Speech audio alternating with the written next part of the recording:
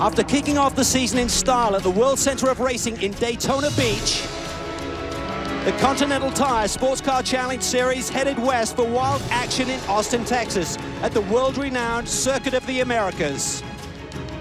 Now it's time to pack the grid with 60-plus sports cars and do battle at the scenic and challenging Barber Motorsports Park. Round 3 is coming at you right now on Speed. After a long winter, it's finally springtime here in Alabama, and it's delivered us the perfect conditions for race day here at Barber Motorsports Park. We're set for round 3 of the Continental Tire Sports Car Challenge, and it's sure to be action-packed all of the way. Hi everybody and welcome. I'm Calvin Fish filling in for Bob Vash, who's very busy this weekend with the Barrett-Jackson Auto Auctions on Speed. Joining me in the booth today, we have 2 road racing experts, Dorsey Schrader, Tommy Kendall. It should be a lot of fun.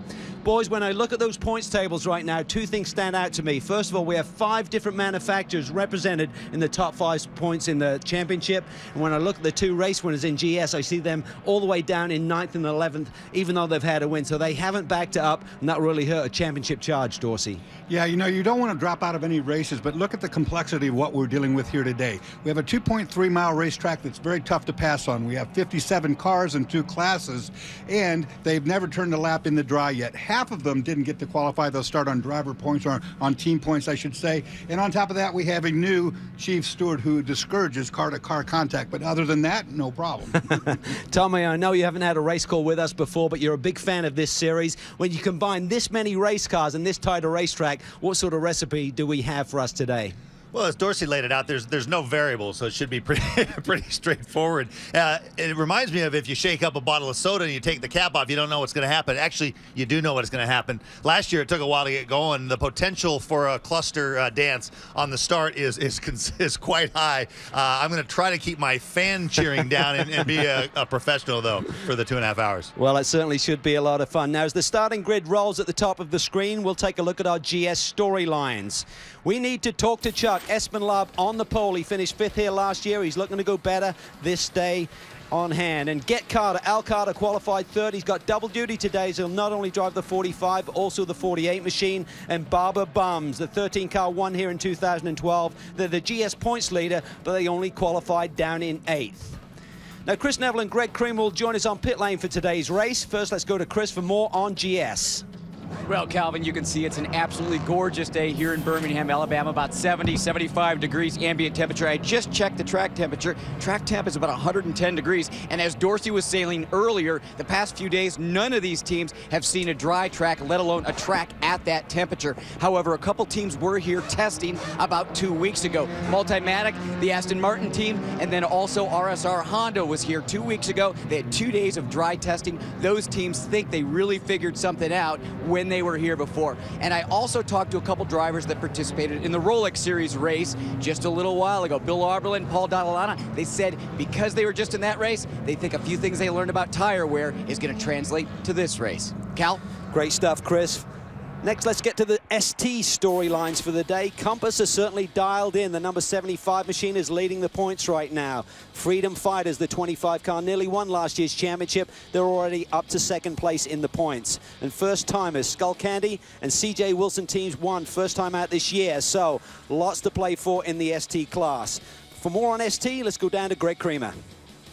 Well, guys, Chris was talking about the lack of track time in Grand Sport. In ST, it was almost non-existent, primarily because early, about 2 minutes into the qualifying session, a huge shunt. The number 63 Mitchell Motorsports BMW. The team doesn't know exactly what happened. They think a piece of debris punctured the oil cooler, got oil in the left front tire. When he went to the brakes, the car just jerked to the side, got into that wet grass, and he went for an amazingly wild ride. First of all, Adam Eisman is okay. That crew had to rebuild it almost completely down to the front frame. They said it goes first plastic, then aluminum, and then into steel. It got steel. They did a frame pull. They got that car on the track, as is so often the story. The heroes, the crews. Wow, that was a wild ride, certainly, Greg. It's great to be back at Barber Motorsports Park, Dorsey. Tell us where it's located via Google Earth. As we drop down through the atmosphere, you get down in the state of Alabama, you'll see Birmingham. That's where the racetrack is located, outside of Talladega there. 2.38 miles in length, this course, and some 15 turns. It's tight. It's really tight to pass on. It's got a new ground surface, and the grip level is very good for this weekend. Okay, as they complete their final formation lap, line up for the green flag here today. Charles Espenlaub on the pole, Jade Buford on the outside of the front row. They're green. Heading down into this very tricky turn 1-2. There's some argy-bargy in the back of the pack there, Dorsey. One of the Astons got down the inside and then made contact door to door. Nobody spins, amazingly enough. Now we see the ST. It's Kyle Gimple on the pole. Derek White is alongside in the Freedom Autosport Mazda. Will he try and force his way around the outside? No, he plays it clean. Looked like Corey Fergus is up to third immediately in the RSR. A couple cars in the middle gets caught off by the whiplash as they can't see the track because they're so close in proximity to those cars in front. Tommy, you want to be out there? Actually, I'm liking where I'm at right now. Safer here. We're on board with that 78 machine. Is that a wild weekend? It's the 26, trying to go the long way around the hairpin down in turn 5. Freedom Autosports always gives us a good ride. This is Radowski driving at this point of the race. That's the long way around, but wow. Glenn Bacino there making a move in the 32 iMoto machine. On board here with Al Carter. Dropped a couple of spots. It looks like he qualified third. Looks like he's been demoted down to 5th here on the opening lap. Well, look at Jade Buford up there, about 3 cars up is that Aston Martin. He qualified outside front row and is really aggressive this early in the race. Yeah, he was looking to the inside there through that turn, trying to look inside Charles Espenlaub. But Espenlaub is one of the most aggressive drivers in this series. He doesn't want to give up that lead right now. Buford, very impressive this year, coming off 2 pole positions in the first 2 rounds of this championship. Wow, a couple cars in the back dropping out. There's some debris already laying out there. It's kind of offline right now, though. Everyone's settling in here. See the 2 Roush Mustangs, 51-61. Strange to see them outside of the top 10 in qualifying. Yeah, it's Joey Atterbury and Jack Roush Jr. in those 2 cars. So things settling in. Pole sitter Espenlaub continues to lead, but it's getting really fast and furious at the front of the ST pack. Look at these guys. Wow. It's worse in the middle. Juking around there down into turn 1, Tommy. And it's usually you pass when you get an opportunity. These guys pass when they get there. I mean, it's, if you get a run, even if it's ill-advised, you kind of need to try to make something happen. At least that's the way it looks like they're approaching it. The ST class is crazy. I mean, these cars are so competitive, and they're so equal to one another. You're right, Tommy. When you get a run on somebody, you see right now, 198 coming up the inside, not clear yet. You got to go. You got to put your nose in at least. Doesn't matter if you think it has a potential of working out. You kind of just keep turning over rocks and see which one turns up something. Well, if there's enough of them around you, you can't spin. Sarah Catania there in the 198 machine. She's in the thick of the action. She went for a wild ride here a couple of years ago with Nick Johnson when they had some argy-bargy. Driving a Mini Cooper back then, yeah, she did take a wild ride. What are you hearing on the 198, Chris? Well, Calvin, talking to that team, they were talking about the testing that they did here just a couple weeks ago. They've been doing quite a bit of testing, really trying to figure out the shock development in this series. All these teams run on AST shocks, and this team really putting a lot of money, a lot of development into that, because they said with these lighter cars, one thing they'd have is a lot of pogoing around when they're running a high spring rate. And they're just trying to get that under control. They can't seem to get a finger on it, but they feel like they're finally starting to make some inroads and try and get the back end of those cars settled down. Well, these are essentially stock machines, but if you can get that shock package working, Tommy, that's certainly going to be to your advantage and gain you some lap time. Yeah, I mean, it really is everything. Obviously, the tire's your contact patch, but that's what is managing all of the motion. And you have what's called low speed adjustment and high. The low is when you hit the brakes and the weight transfers slowly, versus most people think of shock when it hits a bump. But the slow speed, the way the car rolls both side to side and fore and aft, is really all down to the shock absorbers. Good to see the 14 car back. That Nissan there in 4th place. Tim Bell behind the wheel. That car was just about destroyed at the last race. Circuit of the Americas had to be sent in town and frame stretched and so forth. So Kevin Doran runs that team and does a good job. It's been a fast little race car ever since it debuted. Look at this little battle here in the ST middle of the pack. Look at some hand signals between the 2 Freedom Motorsport cars wanting to work together. What are you hearing on ST, Greg?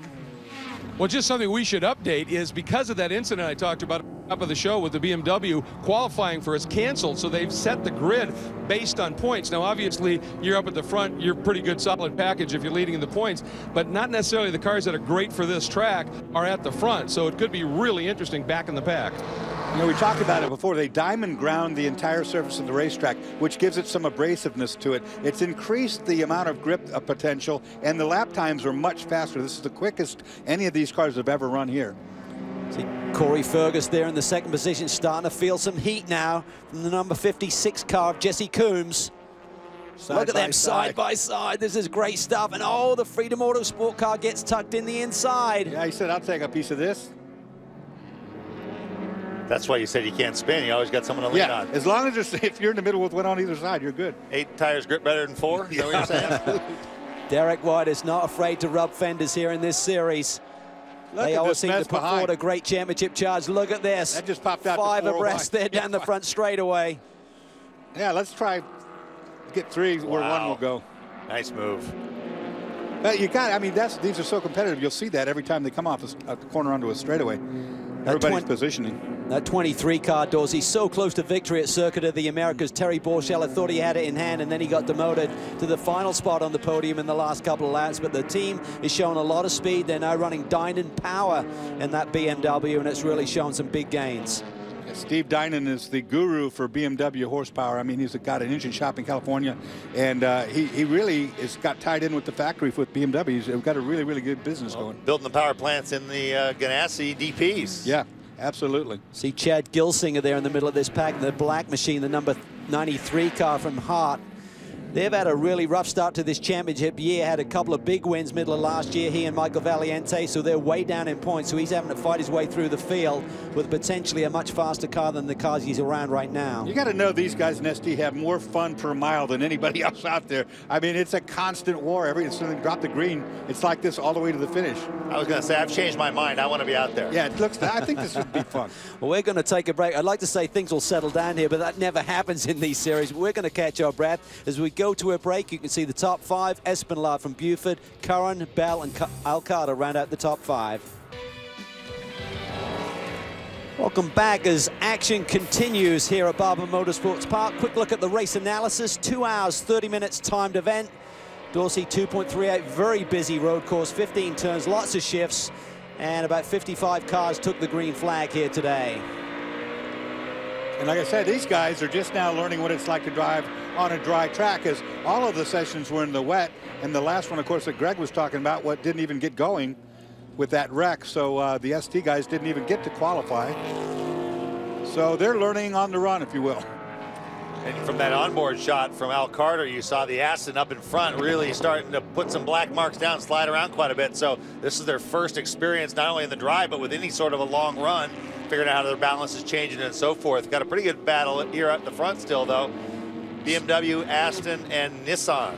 Yeah, that Nissan 370Z is certainly doing very well. Tim Bell behind the wheel, and I understand Greg is down in their pit box.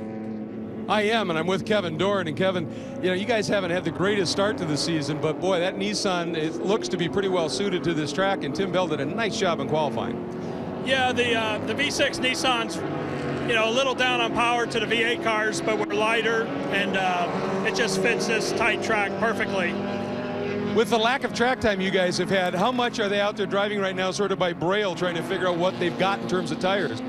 Both Tim and VJ have been here before, and the track's a little different since they grounded over the winter, but it looks like its characteristics have stayed the same, just a little quicker. All right, that means these guys are going quicker, and it's showing. Chris? Yeah, Greg, Jack Ross Jr. in the 61 Mustang sitting here in pit lane. He's been here for about 5 minutes or so. The team working on a cut brake line up on the left front corner of this car. So this team going down multiple laps at this point in time. They came out of the box great at Daytona. They got the win there. Then problems at Coda, an engine problem there. So these guys 9th in points, 41 back in a rough day here at Barber Motorsports Park. This is not the way that they want to start off a championship. They show so much speed every year, Dorsey, but they just can't seem to get that championship for reasons like this. You can't afford to keep having these niggly issues. They've had some mechanical issues earlier on that are not really as a result of anybody's mistake. I'm not sure about this one, if this is a cut brake line, you know, if it's rubbing on something or what's that, maybe he's gone off-road. There's no telling, but I mean, they're just not having any luck go their way. Okay, we're going to take this opportunity to bring you up to speed on the action so far here at Barber Motorsports Park. Looked a little tight there. Let's take a look at the action so far. This is a battle for the ST lead. Jesse Coombs getting around Kyle Gimple, our pole sitter and points leader. Then drama. Corey Ferguson having a very strong run. He pulls to the side of the road, has been limping it back. Then it gets really tight, Dorsey. Yeah, they get into argy-bargy down here. One car around again. That was a fuel pump on the 197. Different look at it, what it's like on board to get through one of these. Sounds expensive. Yeah. And Chris can bring us up to speed with a little bit more information from pit lane. Chris, what's happening? Yeah, you guys saw Corey Ferguson have that problem earlier. Then I talked to Owen Trinkler, his teammate, who said initially they thought it was a fuel pump, but now they're trying to figure out, it sounds like it's a throttle motor in that car. So they're trying to get that car back out on the racetrack. I talked with Owen earlier today, and he said, you know, one thing we're learning, we're doing a great job this year in points, and we aren't really focused on wins. We just want top fives because we know how this series is, and if we can just have consistency, we know we'll be in it for the championship. So everything going wrong with that philosophy today. Well, I'm guessing the throttle motor, what he's talking about, is probably a fly-by-wire throttle system where you push down on the gas pedal and it has a rheostat, I think, is what I would call it, and it gives an electronic signal to the engine to do its deal. I thought that might have been related to the muffler bearing. I never heard of a throttle motor before, but could be that too. Tell you what, this race. GS battle is really heating up there. You see Espenlaub really squirrely there, trying to squeeze the power on as he cuts through traffic. Jade Buford is right there, and Tim Bell all over the tail end of the Aston as well. Top three fighting their way through ST traffic right now. Tim Bell's been really aggressive with that with the Nissan. He's trying to work over the Aston. The Aston's got more straightaway speed, makes it kind of frustrating. well, I haven't, to be honest, haven't seen that weight's really helping him out, and it could help him out even more on tires. This was as we were cutting away to the highlight package. Eric Curran.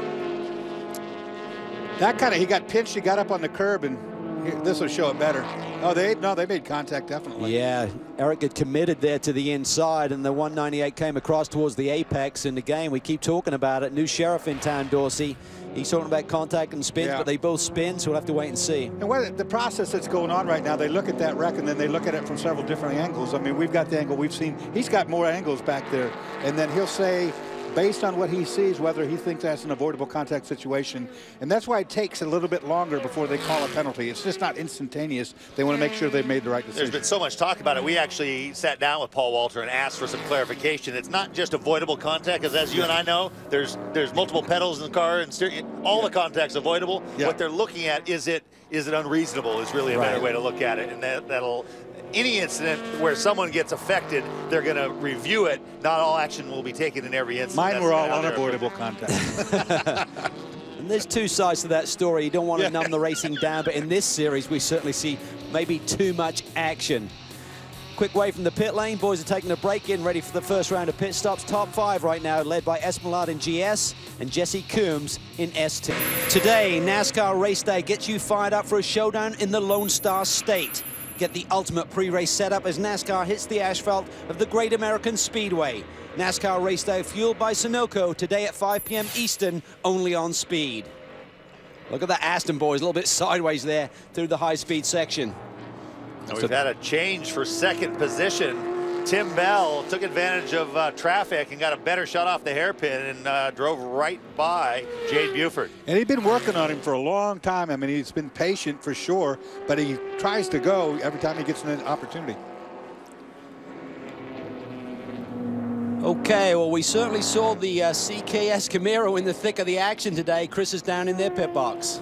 Yeah, we saw Eric Curran go from 4th back to 8th after that spin. And Lawson, you guys had problems at Circuit of the Americas, so you guys starting to feel a little bit more pressure to have a good weekend. Yeah, absolutely. I'm not quite sure what happened there out on track, but I know Eric's rebounding fine. I think we're sitting 7th or so right now, so I think we'll be okay. But it was a little bit frustrating at COTA because, you know, every race counts in this series. It's such a competitive environment. At every lap of every race counts. So hopefully we can have a good finish here and get this Team Chevy CKS Autosport Camaro back up on top of the podium. Yeah, that black Camaro very fast in Texas. However, there's a clutch problem there. Oh, you can see Tim Bell pulling away, so obviously he was being held up a little bit by the Aston. Here's a spin off the racetrack. There's a big dent behind the wheel on the left rear side of that car. Somebody definitely got into him.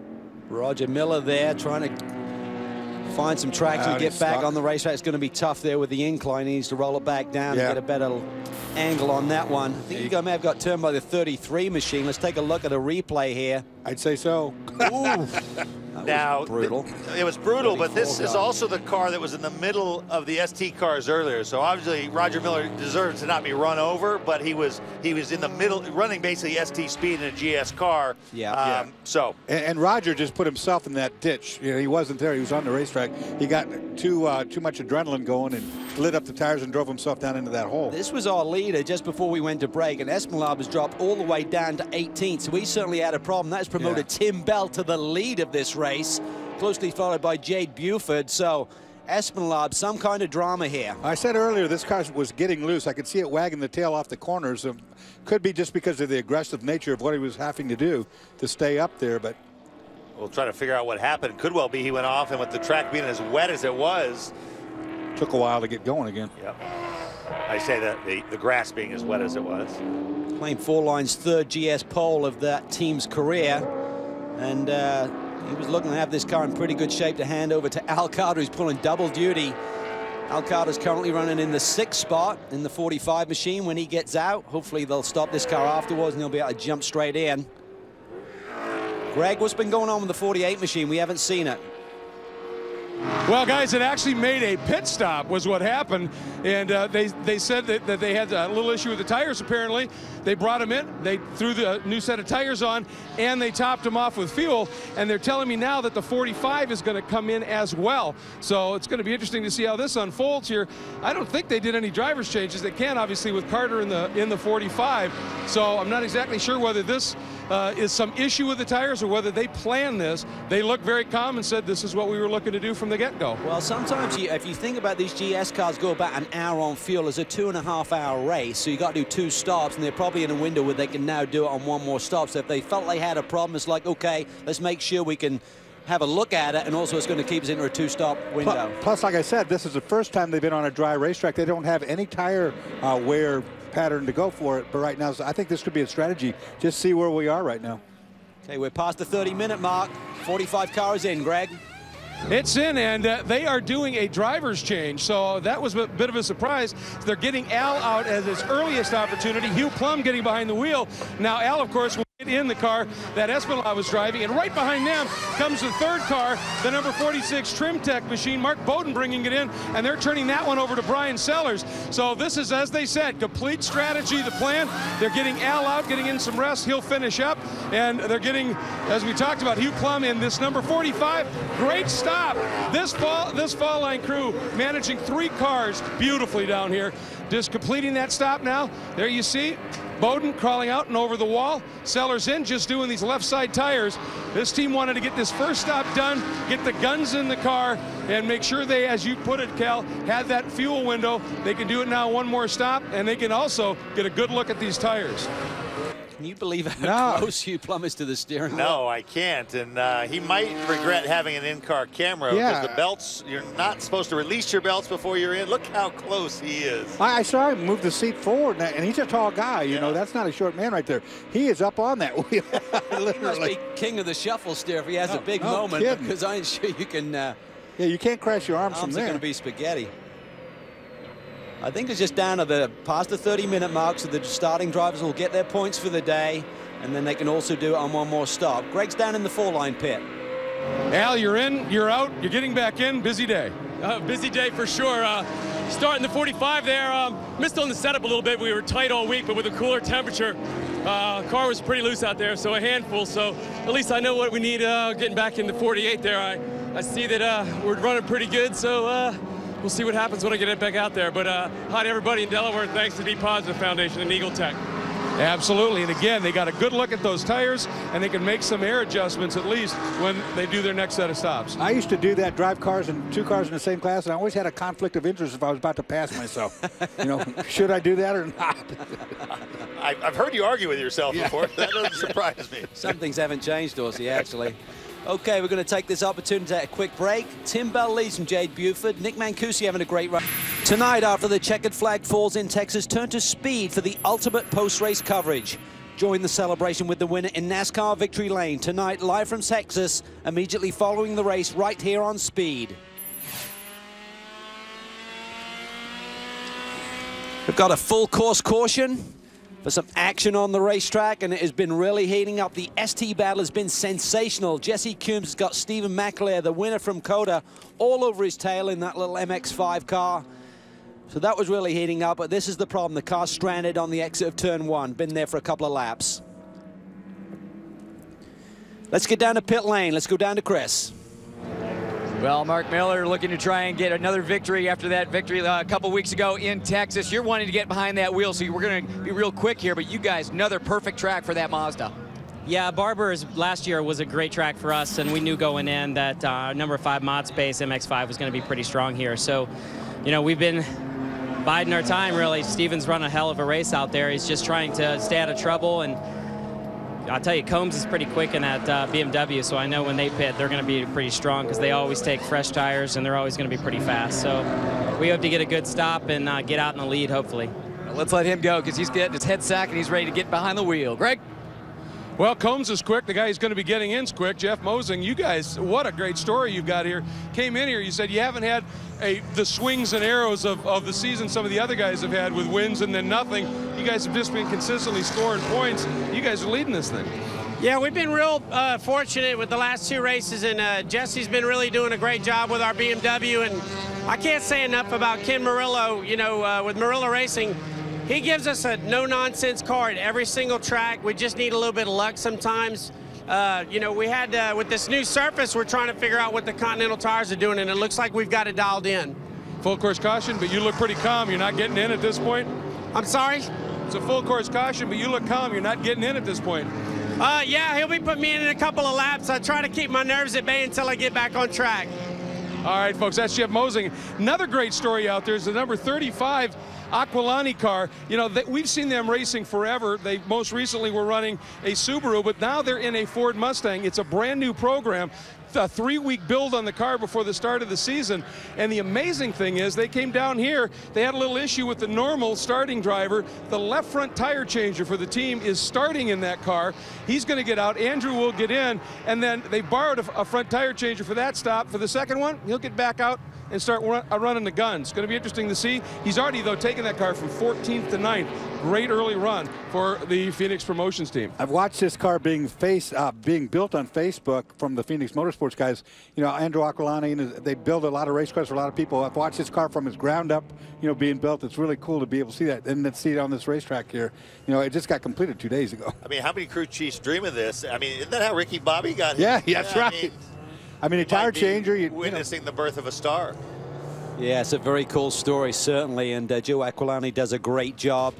Switching over from Subaru to the Mustang, they're going to show some pace here pretty quick. So we're going to take advantage of this full caution yellow to take a short break. Stick with us for more green flag action here in a moment.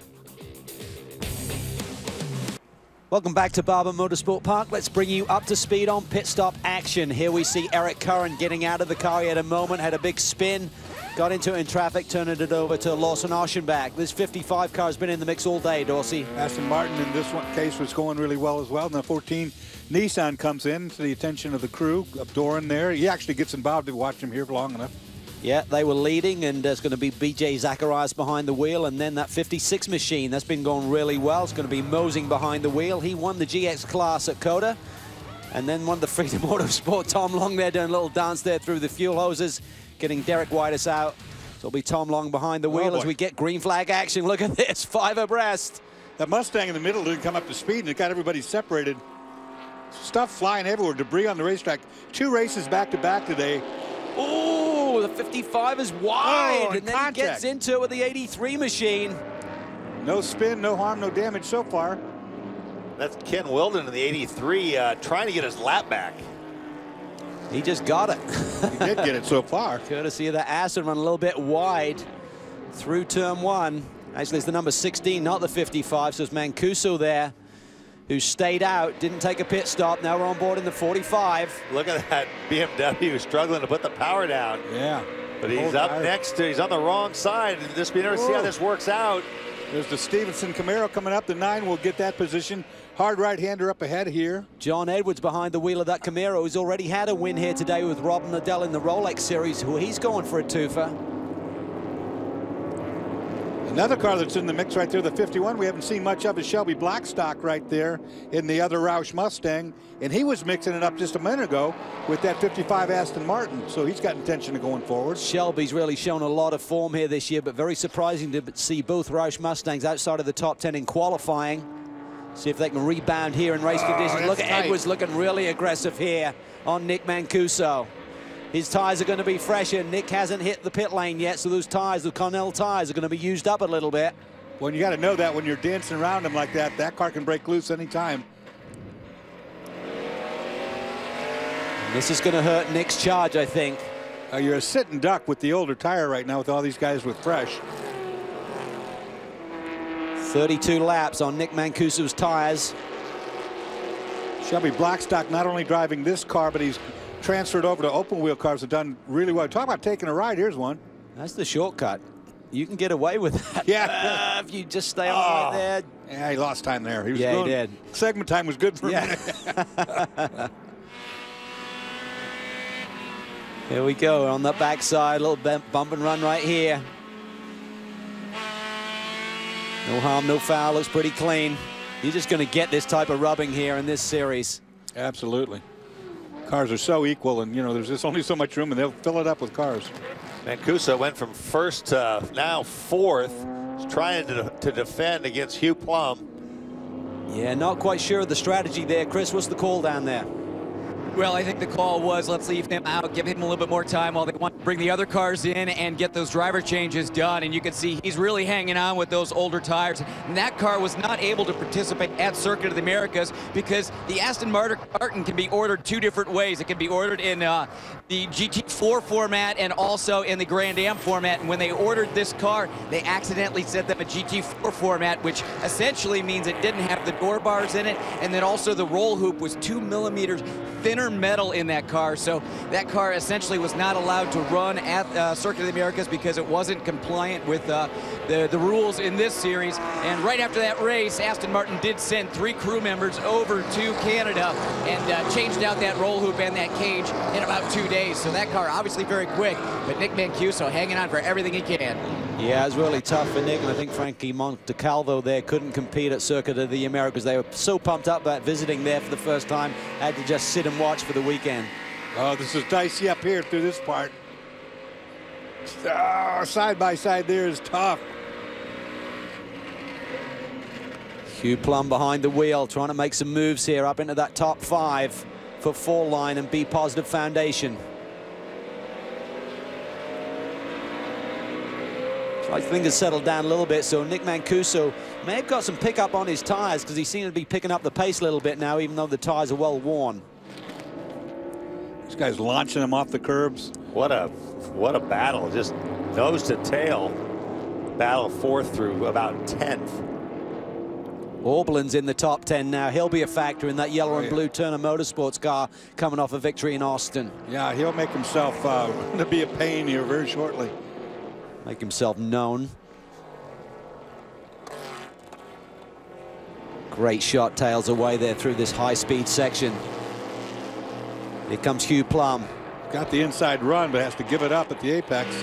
At least the first part is a double apex corner. Now he's in good position again. And Kusa's going to hang around the outside. Yeah, he finally gives up loses the position. Yeah, he lost his grip finally at the outside, had to give it away. Comes Tonis Kazimets in the 71 machine, another Multimatic entry. Well, you got 3 of the Astons right there. Look, the 55's caught this group too, along with that Nissan in the middle of the 3. Timing and scoring saying that Tim Bell has stayed behind the wheel of the 14 car. I thought BJ would have jumped in, but maybe he's just going to finish off the race. And like you said, now you add Oberlin in the BMW to that mix. What a great series, though. So many different manufacturers represented here, just in the stuff that we're looking at on screen right now. Uh-oh, look at this. I see it too. I see Tony's it too. defending that inside line there.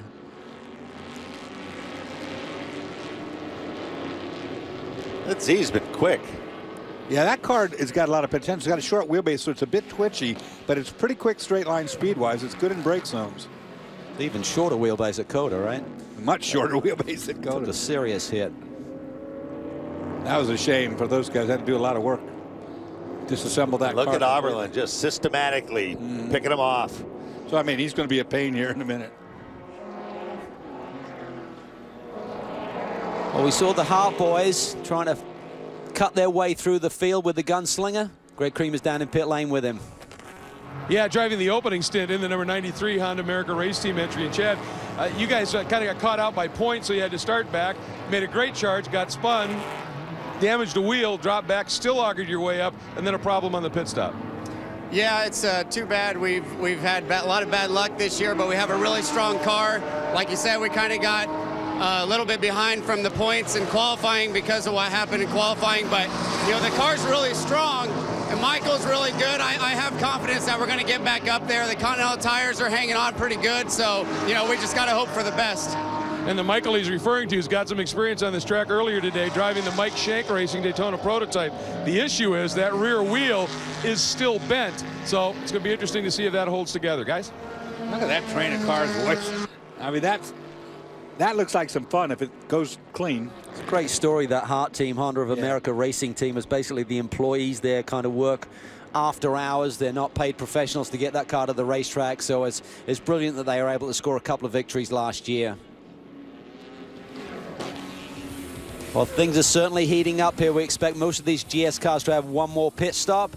We look at the break. We're looking at the top 5 there in GS, and Tom Long continues to lead in ST. Welcome back to Barber Motorsports Park. Problems for Bill Aublin in the number 96 Turner Motorsports BMW. He's got together with Scotty Maxwell. Major drama down into the hairpin turn here in the middle section of the racetrack. Here's a look at it, boys. And it's a pass on top of a pass, and it was a pretty abrupt turn in by Maxwell. It clearly caught Bill off guard. Whether he had a chance of pulling it off anyways, or maybe he was just having a look and was going to back out, but whatever it was, it clearly caught Bill off guard, and you saw the result. Yeah, so our Circuit of the Americas winner is not going to be a winner here today in Barber. Greg Creamer's down there in the pits.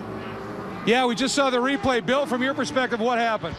Well, it's a tough day for Turner. I mean, we're coming off a win in Coda in both GT and GS. Turner guys have done a great job.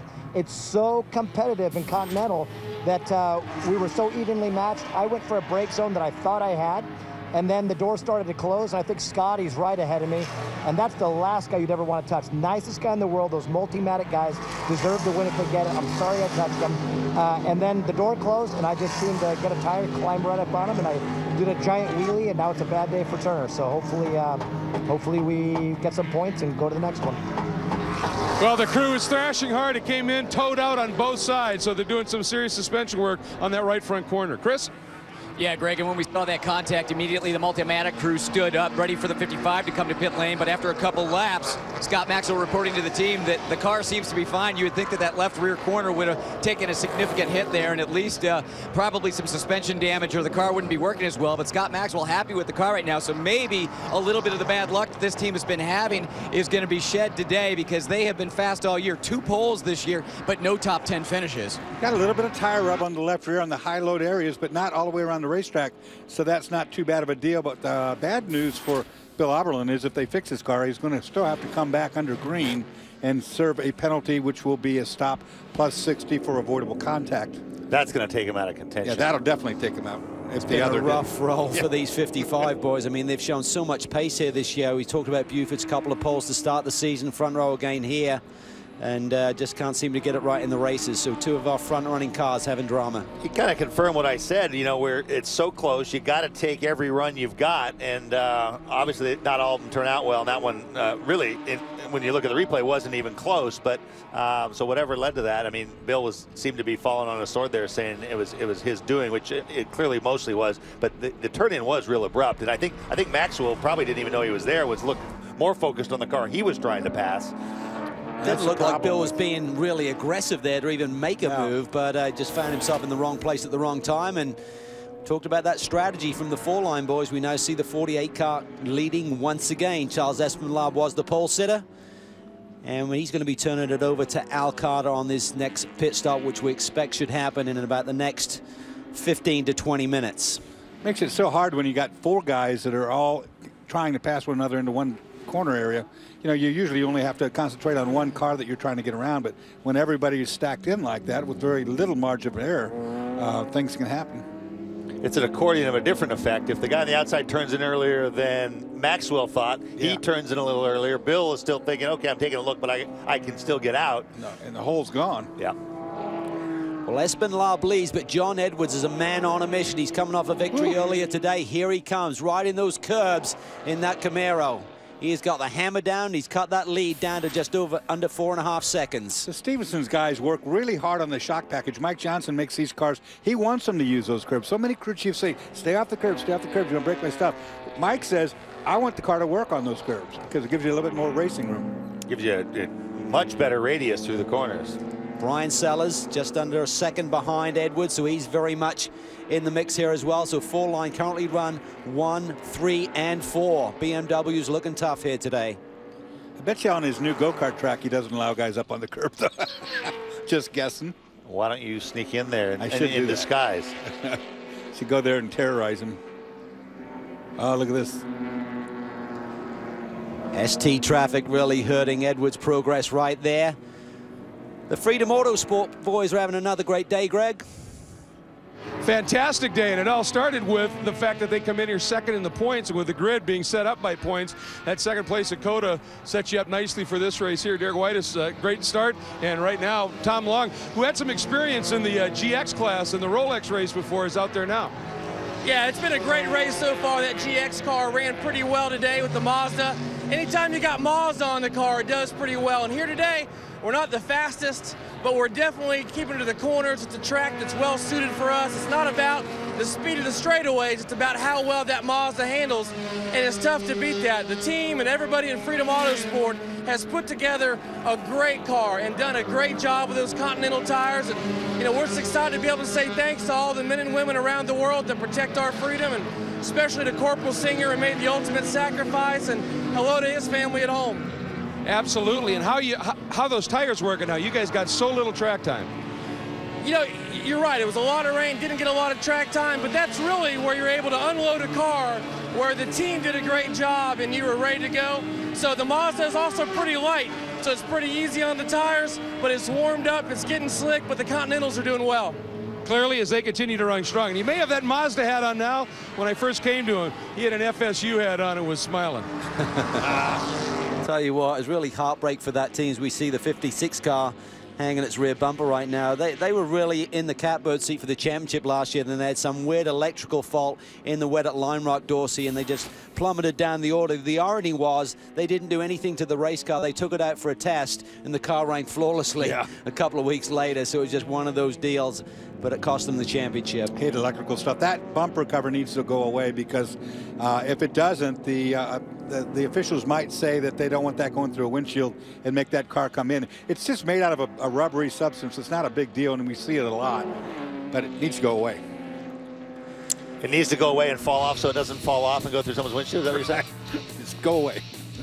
Nick Longy chilling out. Going to wait and see what his partner in crime, Matt Plum, can come up with today as we look at the top 5 in each of the categories. We're going to take a quick break, and we'll be right back. On board there briefly with the 78 Mustang of David Levine. There we see our overall leader, Charles Espinlab. What a day he's had, boys, from the pole. Yeah, he clung to it tenaciously, lost the lead briefly, but got back in front on the pit stop, cycled through.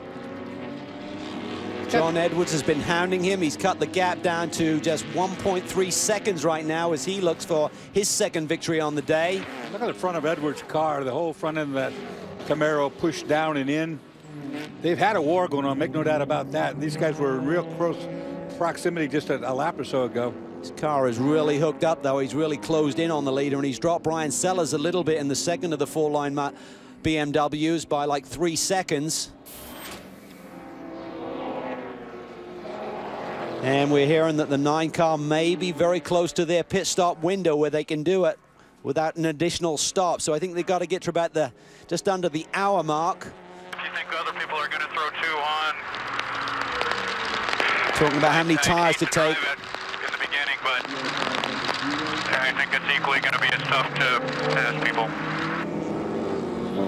So that was a gamble when you come first. If you take 4 and others take 2, you're going to lose some track position because of that. But how long do you want to run these Continental tires? That's something the driver's going to have to really pull that choice himself. I mean, they can look at lap times in the pit lane, but the driver's driving the car, and you're the one that got to make that choice and make that feel. Well, David Levine is having a great run up into the top 10 in that number 78 Mustang. Chris is down in the pit lane with his teammate. Levine right now running 15th, and Rich Golinello had that big wreck at COTA just a few weeks ago. Obviously, it was a big wreck. Luckily, you're okay, but the car got fixed up, and the car doing pretty well today. Yeah, we're doing pretty good. Actually, we have a good strategy. We're waiting for the next caution to get a fresh set of tires, so we should be good. Yeah, 19-year-old David Levine right now hanging on. He definitely needs some new Continental tires, and he's hoping for a yellow. Tell you what, that turn 1 there at Circuit of the Americas, it's certainly enticing to dive down the inside, but suddenly guys are turning across your bow.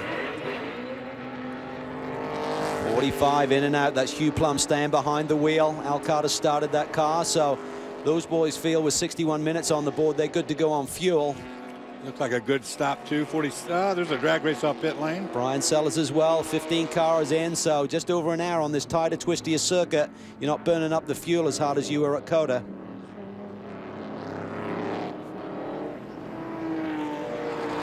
When will the dominoes fall? Charles Espenlaub is leading right now. Remember, he's going to turn the car over to Al Carter, or is already driven in this race.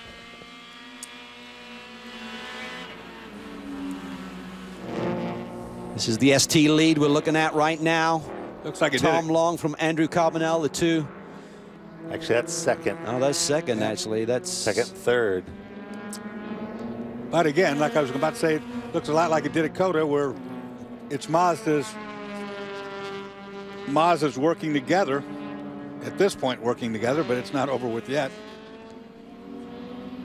The lead is, that is the leader just going out of frame. It's the other Freedom Autosport car. Well, timing and scoring screen is frozen here momentarily, so we got a bit confused there, but certainly Mazda's run 1, 2, 3 right now. Tom Long continues to lead with a bit of a gap over his teammate.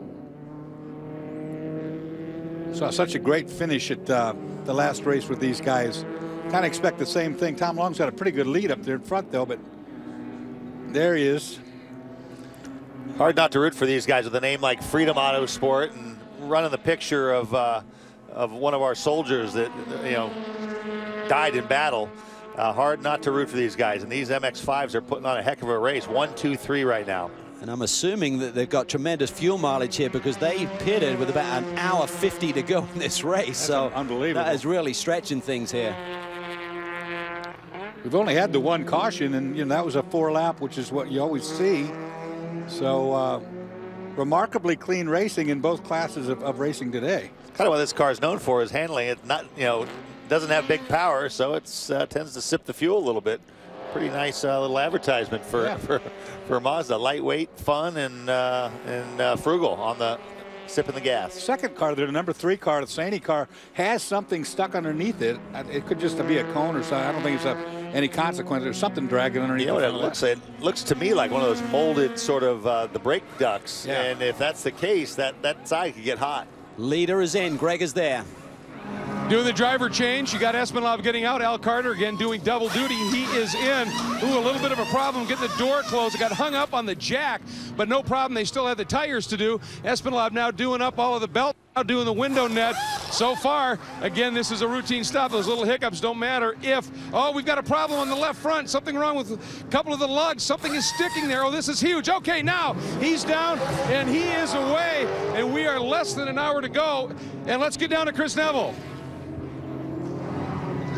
Well, Greg, our Camaros are in the 01 and the 00. Both Eric Curran and, Lawson Oschenbach and Ashley McCalmont getting behind the wheel in the 00. So these cars running up in the top 5, actually second and third right now, getting their final pit stop done, doing fuel and tires. Also, the 5 car, the ST car that won Circuit of the Americas just a few weeks ago, been in pit lane for about 5 minutes, broken differential on that car. Oh, wow. That's such a shame because Stephen Mackler had a great run going there.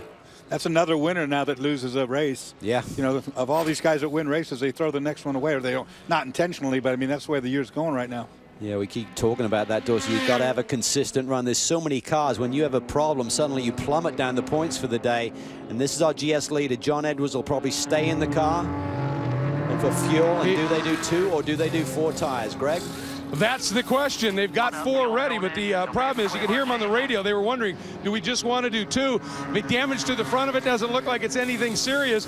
And the question is, they were referencing the 48. The entire number 9 crew was watching what was going on, and when the 48 peeled off, they came to the wall. They were ready. Clearly, they're inside their window as well. They have elected to go to 4 tires, and they are going to be putting in every ounce of fuel. Fuel is done. It's just these left side tires now, and if they don't have any hang-ups on the lugs, they should be in good shape. Good stop, and I think that was a bit quicker than the 48.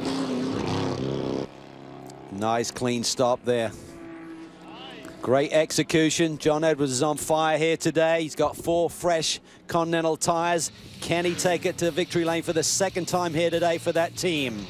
Lots to play for. Oschenbach's out of the pits. We understand the 0-0 will get a drive through for speeding on pit lane. There's your top 5 as we go to break.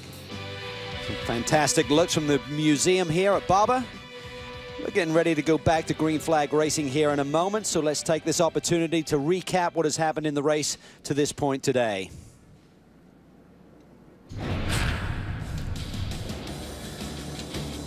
Early in the race, Jeff Mosing down the inside, taking the lead. Then there was a little bit of argy-bargy down in the hairpin.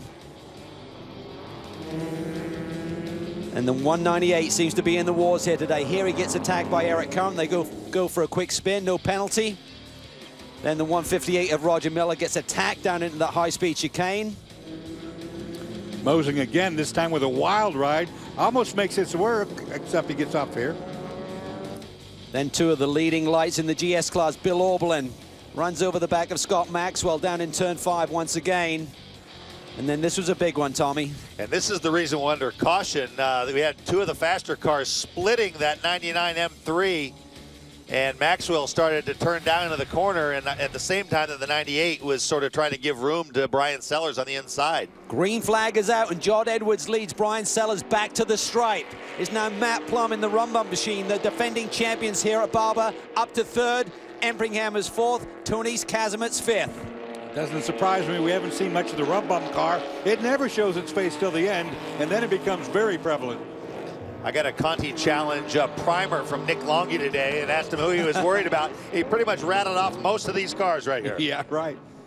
Yeah, he certainly looks at the competition fiercely and tries to figure out their strengths and weaknesses. So John Edwards just trying to keep it nice and clean and tidy. He's driven a brilliant race to this point, but can young Brian Sellers put the pressure on him for the win today? Sellers was the guy, the 3rd car in that wreck that we just saw, but he had nothing to do with it. He got a freeway, really. I mean, that could have caught him out too. Couple of Astons right behind this group. Then it's Al Carter who's taken over from Charles Espenlaub in the pole sitting 4-line BMW. Look at him use those curbs up. Well, Edwards leads from Sellers, then it's Plum, but Al Carter is on the charge in the 48 machine. His teammate today, well, one of his teammates is with Greg Creamer. Well, at the top of the show, the GS storylines, one of them was talk to Chuck, so I'm going to. Heck of a ride, my friend, and you started from pole, and it was only the 3rd time in some 10 or 11 years you got to qualify a Conti car. Yeah, absolutely, Greg. You know, it was a great run, and you know, this being competitive Conti racing, it's a privilege to be able to start up front. Don't get the opportunity very much. Al Carter wants to finish. We're going to kick him out of the baby seat and let him finish. So you know, had a great run in those Continental tires. They held up well under the conditions, and Al should be able to bring it home. All right, Al is he's got the guns in sight. He's going after it, Chuck. Nice job. Chris? Well, Dorsey, a minute ago you were talking about that rum bum car and how at the end of these races that car always seems to be there right at the front. And Joe Vardy, so good at taking risks. He rolled the dice earlier on, bringing the 13 car to pit lane when we thought we were going to have a caution. Brought it in a little bit early for the fuel window, and we didn't get that caution. So I spoke to him right before this last one, and he said, I don't think we can make it unless we have a long caution. Well, that's just what we had. So that car right now in a great spot. That Joe, I mean, something else. He's a blessed guy for sure.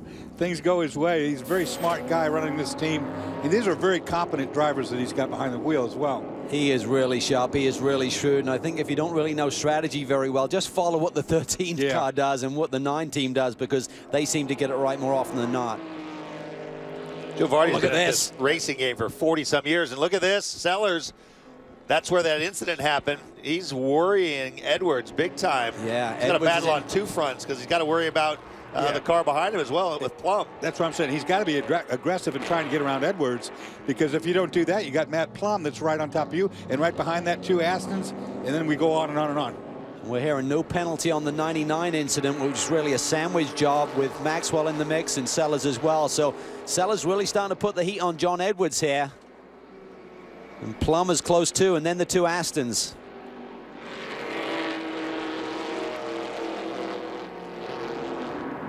Finally get down to like the 30 minutes to go in this race, and it's still very much anybody's game. Cars are a little bit tired at this point in time, you know. Brake pads are getting a little bit thin, so. Here we're looking at the ST battle. We're on board with Andrew Carbonell, currently 6th and 2nd, trying to chase down his teammate Tom Long, and he's got Jason Saney all over his tail as well. So it's Mazda's 1, 2, 3, Gregory Lafuge.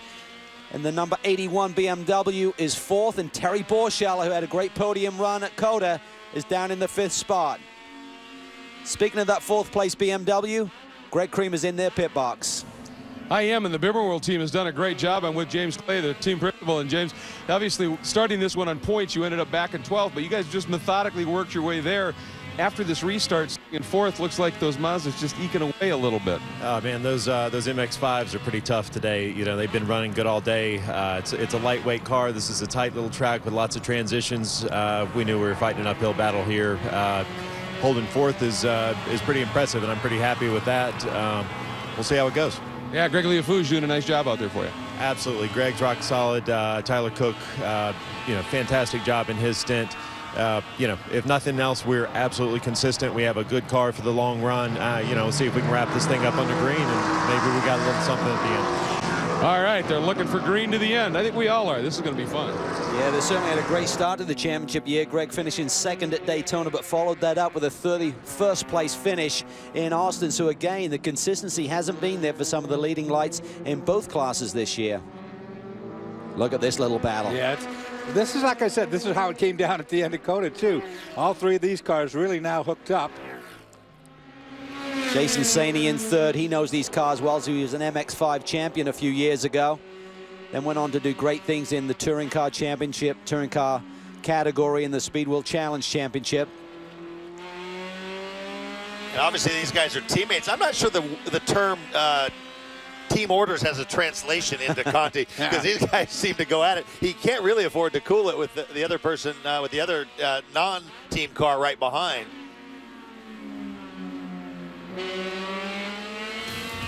So the 2 Freedom Autosport fighters are going hard at it. Ken Rumbum, the defending champions, come back and get their 2nd consecutive victory here at Barber. As we go to break, there's the top 5, led by Edwards, and in ST is Tom Long. Here we're looking at the lead battle. Now it is Edwards still at the front, but now it's the Rumbum machine up to 2nd, followed by the Aston Martin. What has happened to Sellers? Early report from the team, gearbox issues. He was right there putting the pressure on the number 9 of Edwards, suddenly moved offline and slowed. Went over to the team check with him, and they said, yep, gearbox. Wow, heartbreak for those guys. They've been running up front all day long. Now we do not see one single four-line BMW in the top three, boys. But Effingham has taken his place in this Aston Martin. I mean, that's now a three-way battle again. Rum Bum Porsche really pushing hard now. Matt Plum trying to find a way around Edwards. But I think you got to look out for that Aston Martin. I think it's got some left. Well, Effingham won the championship last year in a Porsche, and he loves this Aston Martin. Let's take a look here. A little bit of action. Oh, look at the 71. Car gets up on that curb. Kazimierz turns it around right in front of the pack. That was tight. Yeah, that was tight. That was Shelby Blackstock again, who made it by there cleanly, but just got really aggressive on those curbs there and lost the tail end. They're all up on the curb now because it's down to getting down the road time. 24 minutes left. Watch out for Effingham. He's experienced. He's canny. He's won this championship a couple of times. I think he's content to watch these two guys beat each other up for a little while, but I think the Aston's got some left in it. And Edwards is a young, fit, young driver, but he's had a busy day, boys. Did a full stint in the Rolex Series. He's done a double here in the Connie car. Matt Plum wants the lead. This is a tough racetrack on a driver, too. There's nowhere to rest on this track. Straightaways are, uh-oh, this one looks like a mechanical on the 45. Day gets worse for four-line. Hugh Plum off to the side of the road as well. If that's a gearbox, they're built the same at least. Yeah, I'd say. This reminds, and Edwards probably wouldn't mind seeing a caution right about now. Two of them got out all there. He can handle. Reminds me, to be honest, of the finish that he watched his teammate hold off the Ferrari earlier. Similar strengths where he's really got to just be really careful. You can see he's parking it right here so they can get a good shot off. We heard some noises from the 40. Oh, here we see Plum sneaks out of the draft of John Edwards. Is he going to be able to take the lead? Yes. Down into 8. Got to run. Get a nice run off that corner. Wow, that was quite bizarre there, the launch that he got off that corner to pull alongside John Edwards that quickly. So I'd never count that car out, that Rum Bum car. You know, like I say, Joe Vardy's really smart. He makes those guys conserve. And then when he takes the chain off them, they are fast. And Matt Plum is really quick as well as a great combination, but Edwards hasn't given up the chase. He's pulled right up on the rear tail of that Rum Bum machine, looking for a way by. Multimatic very much in the chase here today. Larry Holt is watching.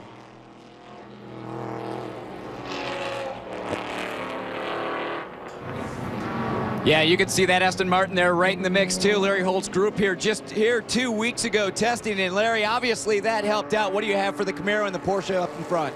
I haven't talked to David, but it looks like he's probably got something in the reserve there. Scott's getting a little bit held up, was getting a little held up by the BMW, but that's disappeared, so I expect him to come up behind there. Cars are actually good on tires right now. We're good on fuel. Camaro looks like it's struggling a little bit, so I would say we got a full course yellow now, but looks like we probably got something for him. Yeah, and that car very good under braking, so I'd look for something in the hairpin. Well, the caution is for this stranded full-line machine. Hugh Plum had the engine blow on this car, and they've gone full caution here. Give Edwards a chance to cool down those Connie tires. Let's go on board here and have a listen to what happened to Hugh Plum. Oh, God. I've heard that before. That might be an electrical failure. Yeah. Yeah, all the parts just went through the battery and through all the side of the block.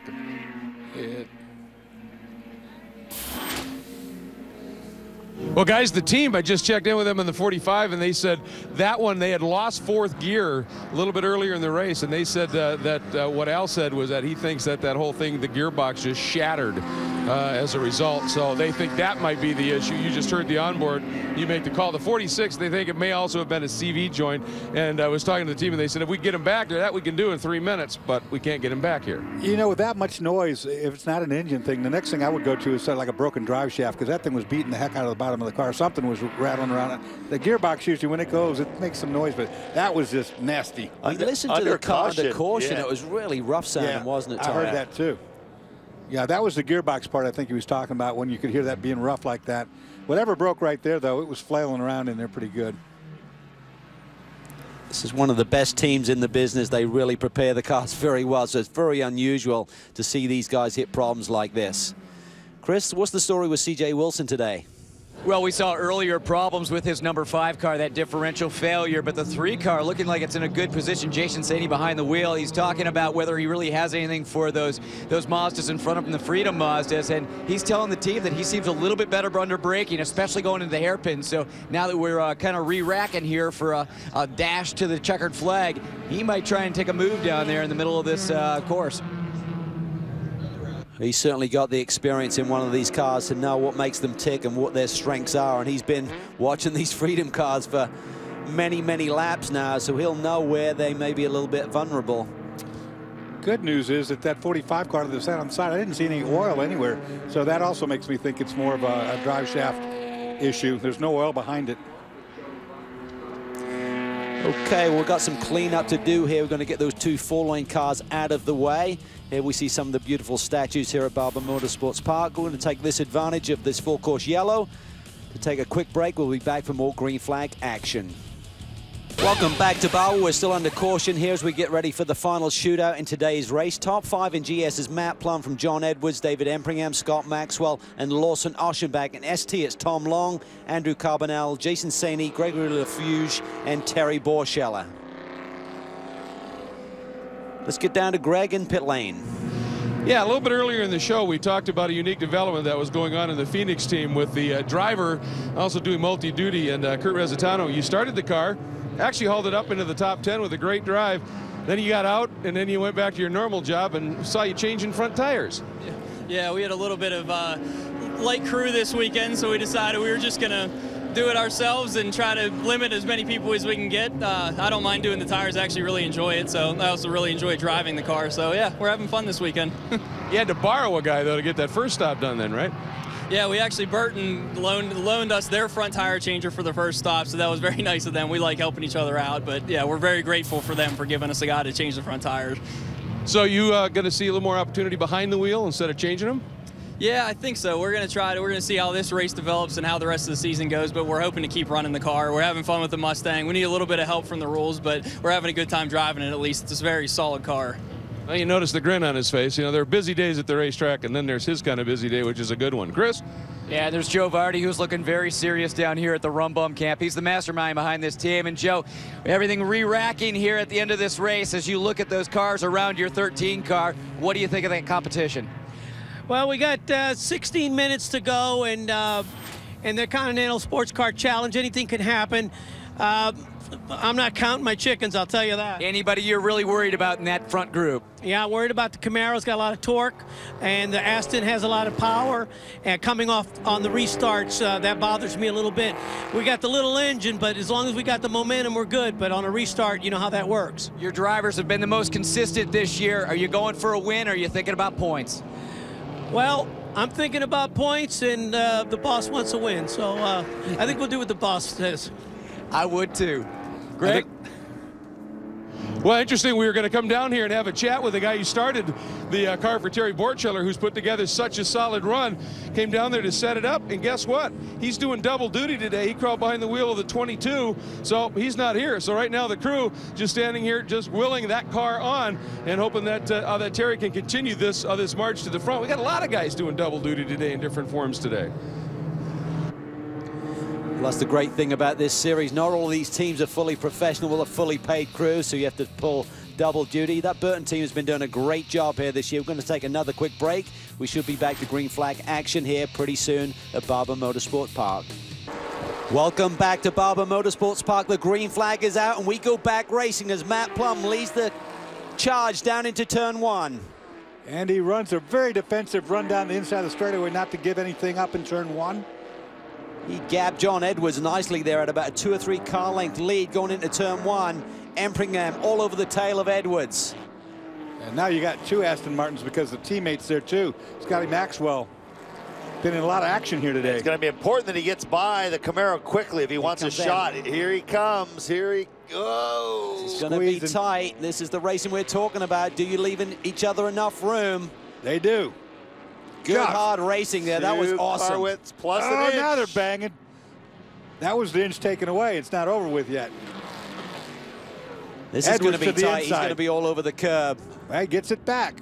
Embringham's got his old teammate Scotty Maxwell right behind him in the two Multimatic Astons running line astern. Aschenbach's closed up.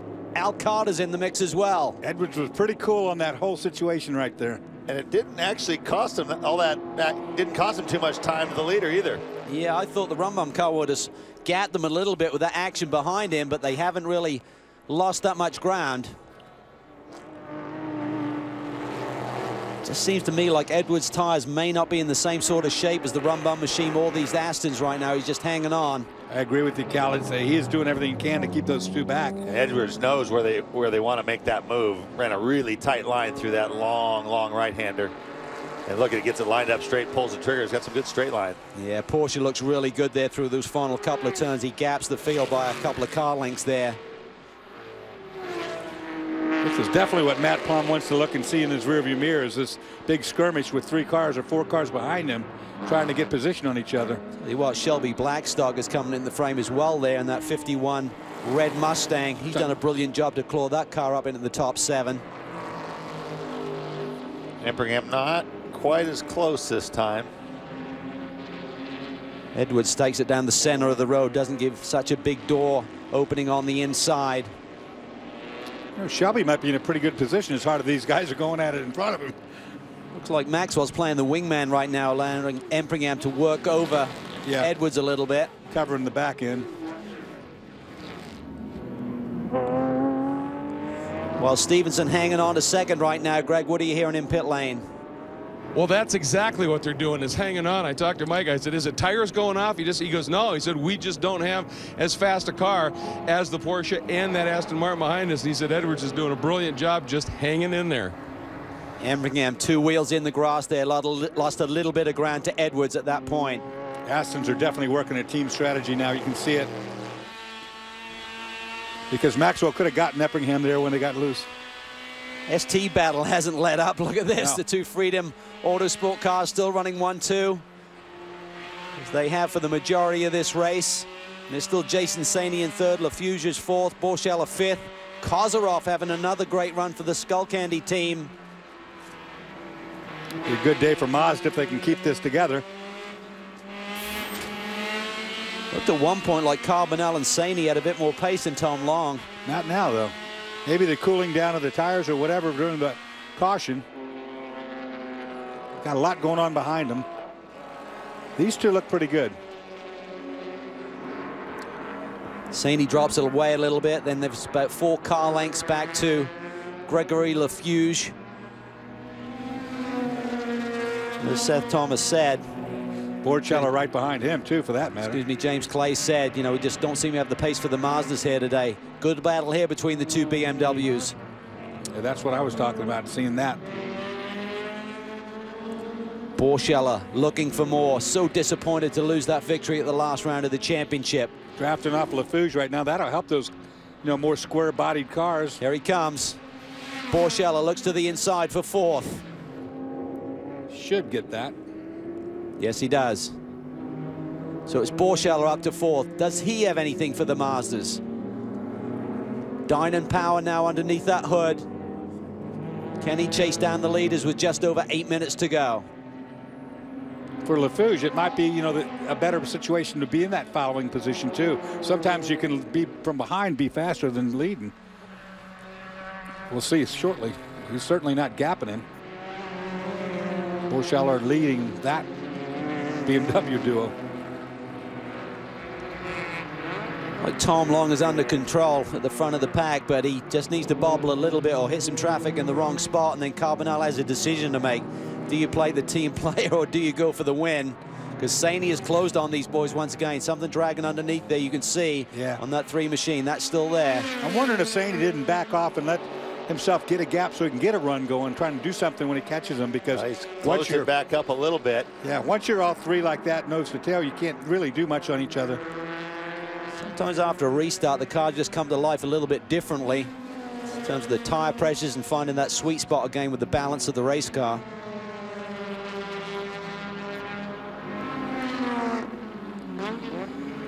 So Mazda's 1, 2, 3 down into that hairpin turn. No one being real aggressive right now, just trying to wind these laps away.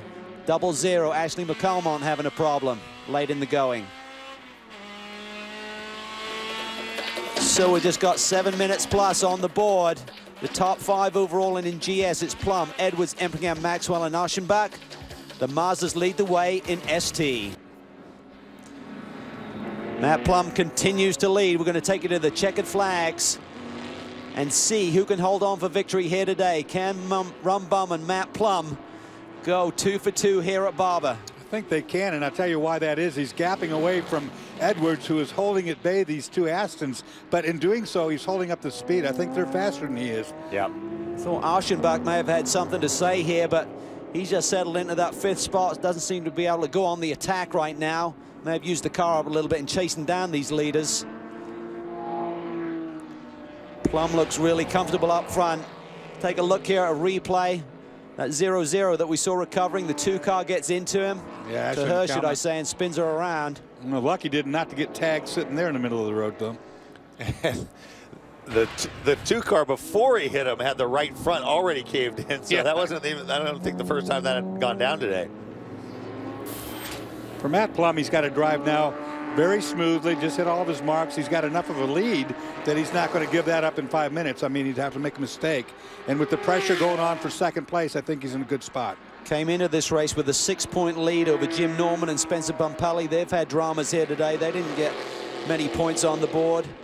Michael Marcel was next up, then Tonis Kazimierz. Edwards was 4th in the points coming in with Matt Bell.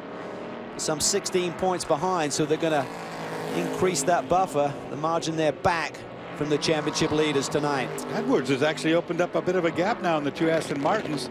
He's got a little bit of buffer zone now to not take the pressure off totally, but it's better than it was.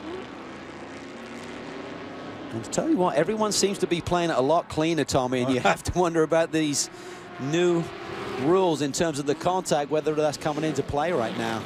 I would have to think it has to be. You know, it's just a stop and go is a big penalty. A stop and hold for 60 is just too much to contemplate. And at the end of the race, and you're running here 1st through 5th, it kills you. Yeah. You're not going to get it back. I mean, you might just throw in the towel. Well, as many cars that are out there, you potentially can go from, you know, you're going for 2 or 3 point swing in terms of a position change to suddenly coming down pit lane. That can cost you 20 points with the amount of cars in this series, so that's a big delta. Well, the reality is when you're sizing someone up to pass them, you're not going to try unless you think you have a shot at it. But you don't know for sure how it's going to turn out. The way the rules are right now, if I'm driving, I'm thinking, I need to make sure I know how this is going to turn out because the penalty is so draconian. So it's definitely cleaned up the racing some. We've had quite a few incidents, which you're going to have with 55 cars, 57 cars. But I think that's probably in these guys' mind. If I can't for sure get there clean, I'm not going to try it. Here we look at this ST battle. Really, the picture hasn't changed. It's Mazda's 1, 2, 3, led by Freedom Autosport, Tom Long, Andrew Carbonell. Jason Saney just shadowing these 2 guys. Does he have anything for them? He's going to have to show it shortly. Just over 3 minutes on the board. Carbonell gets a little bit loose. You know, you got 3 equal cars, everything equal about them, same tires, same weight, same engine, same everything. And I think they're not playing team orders per se, but they're driving clean. They're driving hard. You saw Carbonell in a slide, lost a little gap, then Long got up on the curb big time on the exit onto the straightaway, gave back what he'd gained. It's just throw a blanket over all 3 of them. See the cars all moving around. I like these onboard shots. You can see how much these guys are really having to muscle these cars around. It's not like they're really stuck to the racetrack. They're slipping and sliding everywhere. Oh, yeah. He's close. Is he just being the teammate here, guys? I think I'd be going for it by this stage. Yeah, he's keeping I think pressure the cars are just so evenly matched. Long's doing a great job. I mean, he isn't making a mistake yet. They got maybe 2 laps to go coming up, so if they're going to do something, I mean, your options are running thin now. In their case, you got to worry about the penalty and a team owner if you don't if you get it wrong. That's a fact. Good point.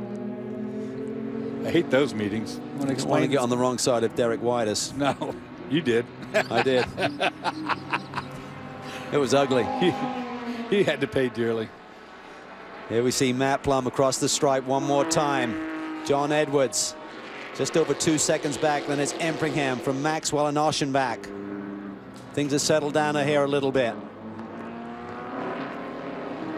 Aschenbach being really clean there. I thought he'd have started to put the pressure on Maxwell here. Expect to see the white flag next time by the stripe, so about a lap and a half to go for our GS leaders. See that yellow flag out there is a stationary yellow. All that's meaning is you can't pass anybody in that zone. There's a car off there. Other than that, you can race through there. You just cannot pass in that area.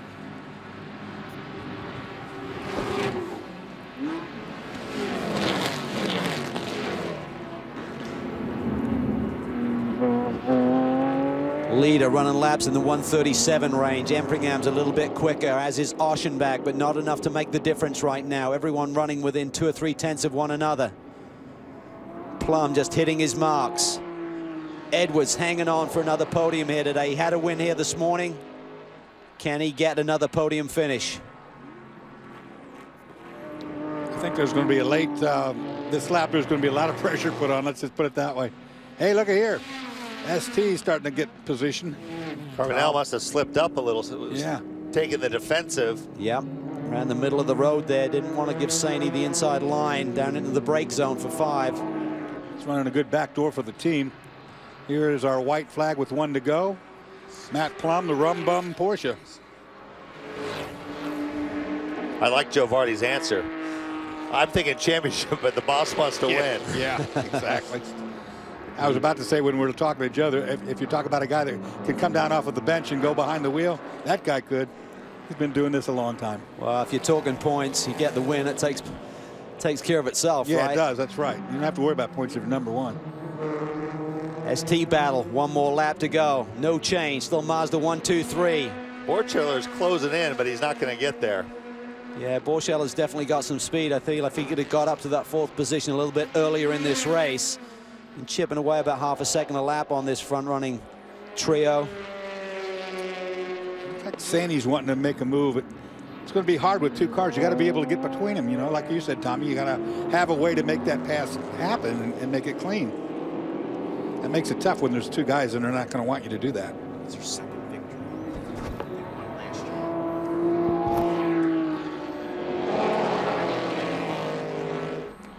Looks like smooth sailing for Matt Plum out front in the Rum Bum machine. Yeah, he'd have to make a big mistake to lose that lead. And I see, you know, this, I don't see this going without at least 1 try to get 2nd place wrestled away from Edwards. 2 corners to go for Matt Plum to repeat here with his teammate Nick Longy for the Rum Bum team. Through the final turn, accelerating onto this front straightaway here at Barber Motorsports Park. It's the Rum Bum team. They return to victory lane. In 2nd spot is John Edwards, and in 3rd and 4th, it's a pair of Multimatic Astons. What a day for Joe Vardy and his crew. Nick Longy in the background did a superb job coming from the middle of the pack here. There you see Luis Bacardi. And then in ST, it's 1, 2, 3 Mazda. Long looks like he's got this one in hand. His teammate right behind him. Will he try and put the pressure on here with 2 corners to go? Saney looks to the outside. Will he take the long way around here? He looks to it. Doesn't get grip. Gives him the inside run here, but not enough. Tom Long brings it to the stripe in front of his teammate and takes his 6th ST win with his teammate Derek Whitus. 18 victory for Freedom Autosport. A brilliant day for that team. There you see Red Odosky celebrating in the correct manner. John Doonan down there, Mazda Motorsports manager, he's pumped. What a great day. 1, 2, 3 for Mazda in ST. Woo! Fantastic day of racing here, boys. That's the photo finish you want to see. We're going to take a quick break. We'll come back and talk to our winners in victory lane. Well, what a day of racing we had here. As usual, it was action-packed, and we get a repeat winner here at Barber. Let's go down to victory lane and Chris Neville. Yeah, Matt Plum a little bit tied up in the car. He's got his earplugs that are keeping him in the car there, trying to work his way out. Imagine he's probably going to get up on the roof of this thing. He always seems to be denting the roof of this poor Porsche. He and his teammate, the 2 most consistent drivers this year, get their first win, the defending winners from last year. Matt, great drive there. You had a lot of competition from the Camaros, the Aston Martins, but you kept it out front. How about that pass on the 9 car? Oh, my gosh. You know, he was clean and luckily didn't make it too dramatic. You know, I got a good run on him, and then, you know, it was just good, clean racing. I appreciate the room when he gave it to me. Nick, you and I spoke earlier, and you just didn't think this was going to be your weekend. You pretty much gave this thing up. Well, we never give up. We never give up. It was just a couple things happened with the way the yellows played out, but just incredibly consistent car. The Continental tires, fantastic. The AST shocks, Matt Plum is my hero because he just drove the wheels off this thing, and this team is unbelievable. I'm standing there going, I thought we were way down. We're second. He's leading. I love these guys. Amazing operation. Yeah, this team was really heartbroken after losing the championship last year. Right now, they're on a roll. Greg? Well, a team that's doing awfully well is this one, the Freedom Autosport guys. And I'll tell you, Tom, what a great drive you were able to put in once you got in the car. Now, you sat in the pole in the GX race for GX earlier, Derek coming in. Did that help you at all in this? Yeah, well, certainly it did a little bit just because you're getting a little bit of read on the track conditions, but all our Mazdas today were just so awesome. I mean, I think the results speak for them, but just what a great job that Derek did out front in the beginning, and those Continental tires lasted the entire time. I just couldn't be more pleased with those, and zoom, man, it's just so happy to be up here with top 3 Mazdas all front. Did a great job, and Derek, obviously, you had to put him in a spot to be able to go and do that. At the end, though, as you're sitting there chewing your nails, how much did you trust Andrew? Well, I trusted Andrew not to mess it up or he wouldn't have a ride next time. But anytime you put a good driver like Andrew in a Mazda, you know, they got a good shot at it. But, you know, Tom was one of the best out there, and he showed why he's in demand. And we just appreciate everything Mazda does, and it was a great race. Thanks, Grand Am. Thanks, Continental. Yep, that's the story. Nice run. Guys? Well, Tom Long never put a foot wrong, but let's look at our GS unofficial results. Longy and Plum on top, Dorse. Yeah, they are in time, but you know, Bell did a great job with that Camaro for second place, and it had a win earlier in the day. And then the Astons in third and fourth. Consistency, I think consistency is going to win this deal by the end of it. Now, quick look at the top 10 in ST, obviously led by those 3 Mazdas, TK. Yeah, that was fun to watch, covered by a blanket. And, you know, but even Borchiller coming there at the end. Borchiller, like Al Carter, drove pretty much the entire race. That was a fun one. A great race, and someone who came up a little bit shy in the overall results today is with Chris. Yeah, he was going for the double win today. Came up a little bit shy in Continental Tire Challenge. But, John Edwards, what a drive from you. Those Continentals stayed underneath you, but you definitely used them up. Yeah, absolutely. It's the elusive double win. I mean, Bill's now been able to do it twice, and I've come close once before and can't pull it off quite yet. I actually, you know, I hate to sound depressed to be a second, but when you're leading with you know, 20, 30 minutes to go and just make a rookie mistake, I just missed a shift. Let Hugh right by. Hugh drove great. After the restart, I got in a scrap with Dave Impringham, and going down the we had some contact in 5, which was fine. We were side to side, and then going down the straightaway, just turned right into me. So don't know what he's doing, but thanks. Great finish for John Edwards and Matt Bell.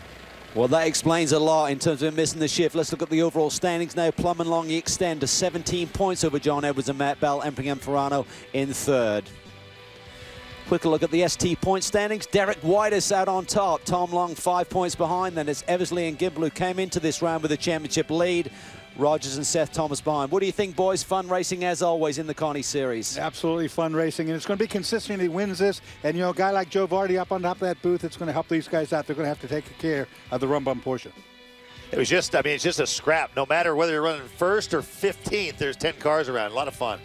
It's always fun to be here and watch. Always great to come back to Barber Motorsports Park. Well, thanks for watching, everyone. For Dorsey Schrader, Tommy Kendall, Chris Neville, and Greg Creamer, I'm Calvin Fish, and we'll see you in a couple of weeks from Road Atlanta for the next round of the Continental Sports Car Challenge Series.